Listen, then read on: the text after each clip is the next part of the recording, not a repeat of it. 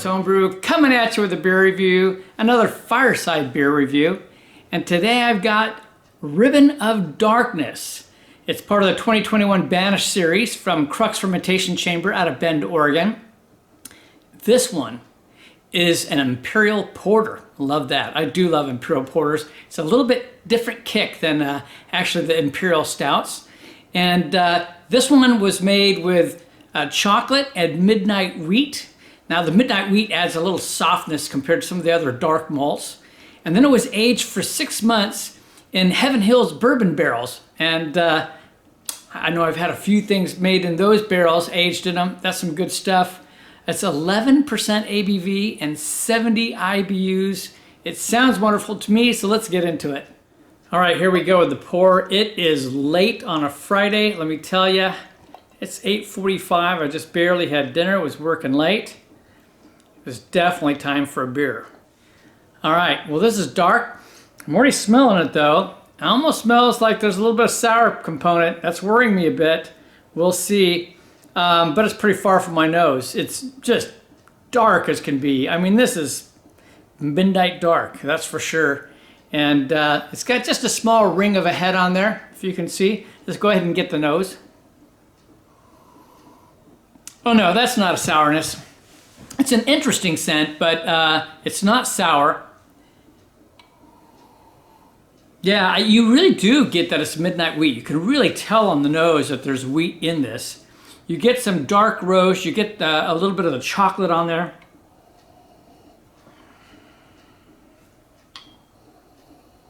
Caramel, a hint of molasses on that. You get a little bit of barrel quality. I've had this out for a little bit, but it is still very cold, so I'm going to start warming it up now to see if that'll help. I'm not getting a lot more on the scent just now, but it is quite cold. We're going to go ahead and for a taste with cold.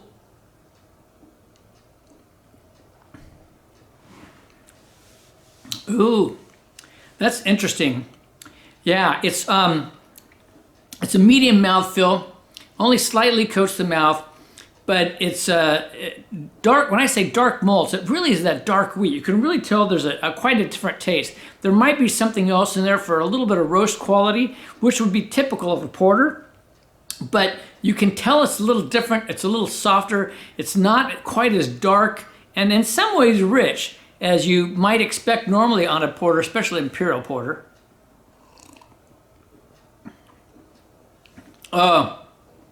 But on that taste right there, I definitely got that chocolate that they put in. My goodness, that's a beautiful dark chocolate in there. That's good. There's some hints of vanilla on this as well. I'm getting a little bit more as it's warming of that bourbon character and a little bit of that oak character going on. I was sacrificing my hands to warm this up a bit. And each time I warm it up, it gets just a little bit richer in flavor. Still that medium body, which you might expect with an Imperial Porter.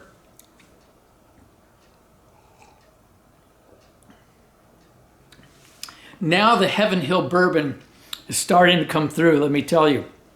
I'm starting to taste a little bit more of that bourbon. I get a little bit more of the oak character going on.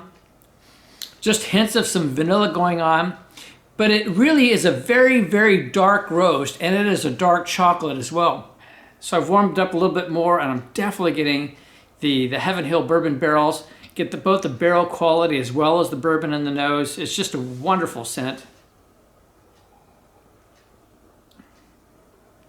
And now it's warming up enough that the body is thickening up. It's moving to the lighter end of a full mouthfeel. It pays to drink these types of beers over time. And this one's shaping up, and it's tasting really good. It's getting much more rich in flavor. That chocolate that they brewed it with is coming through. You're still getting that really luscious smoothness, a silkiness that's coming on with this, all because of using that midnight wheat. Wow. That's just very appealing. And of course, this is 11%, so I'm going to be feeling it right away.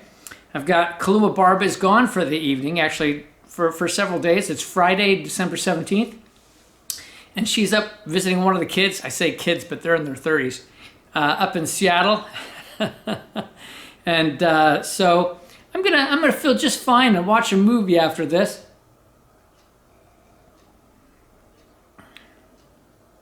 Wow, that's rich. That's a beautiful beer. I think this is an underrated beer. I think it's wonderful. I think it's better than some of the other recent ones that I've had from the Banished series. I gotta rate it real well because this is well within my wheelhouse. For Imperial Porter, I mean, this is quite good. You don't get a lot of Imperial Porters.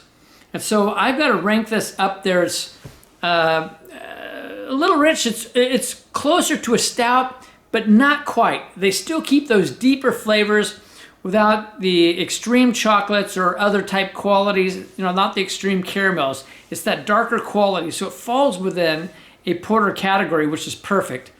There's one that's better than this in terms of Imperial Porter, but that was years ago, and I always pronounce it wrong. I say Nong-O, but I know that's completely wrong, so forgive me there. But they got a 95 on theirs, or 96. This one's going to be a 93 for an Imperial Porter. Overall, it's still just wonderful. I'm still going to rank it quite high, actually, just right at the same place. This is a 93. It's just that well made. It's what I call an excellent beer. It's just shy of that world class category, but this is a good one. This was one of the bargains. I actually picked this up from the local Costco some months ago. I'm sure you could probably still find this someplace. It's a great beer. It's Ribbon of Darkness. It's the 2021 version, and it's 11% ABV. So you're going to have a good time. Maybe share it with someone, but I'm not going to tonight. I'd look for it. This is Kevin Clemens Homebrew saying life's too short to drink cheap beer, and I'll see you on the next beer review.